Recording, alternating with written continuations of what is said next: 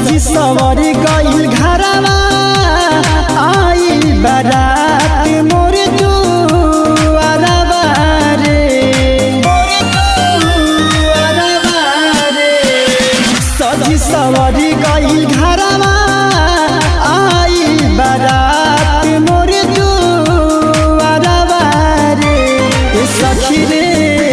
ढोता रे जानी बन के कहरवा रे डोलिया ढोता रे जानी बन के कहरवा रे डोलिया ढोता रे जानी बन के कहरवा रे।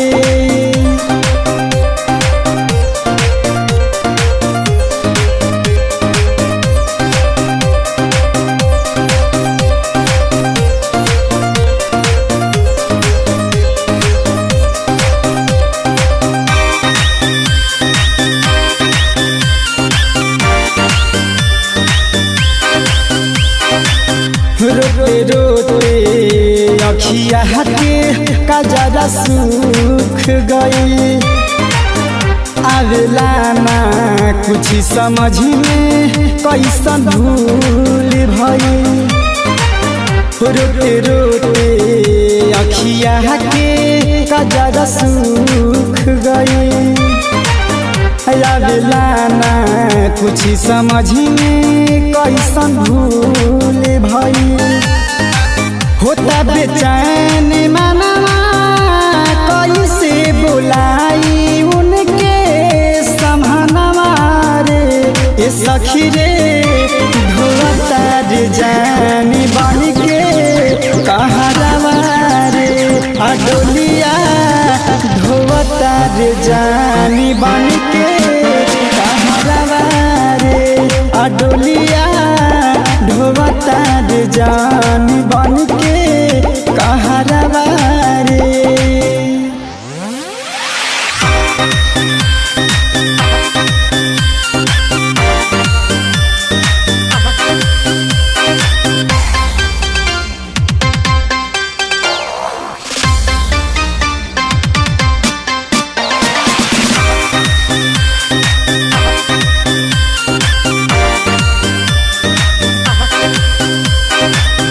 छूट जाई नई हरावा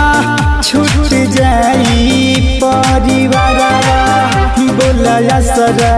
के धराई छनाई मुरजिया छूट जाई नई हरावा छूट जाई परिवारवा बोला सर के धराई छनाई मुरजिया दूसरा के नाम के मेहदी हाथ में रचाइल मांगे सेनुरवा रे सखी रे ढोता रे जानी बन के कहरवा रे डोलिया ढोता रे जानी बन के कहरवा रे डोलिया ढोता रे जानी बन के कहरवा रे।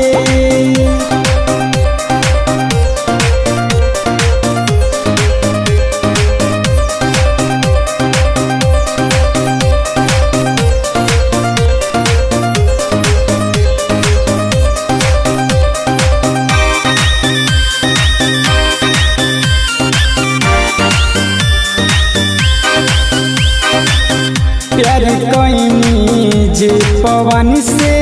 भाग्य में नहीं लिखल बन के परछाई बानी तीसरे मिलल प्यार कईनी जे पवन से भाग्य में नहीं लिखल बन के परछाई बानी तीसरे मिलल कही के दयाल से बतिया रोक देती डोली जाई ना ससुरवा रे सखी रे ढोता रे जानी बन के कहरवा रे डोलिया रे जानी बन के कहरवा रे,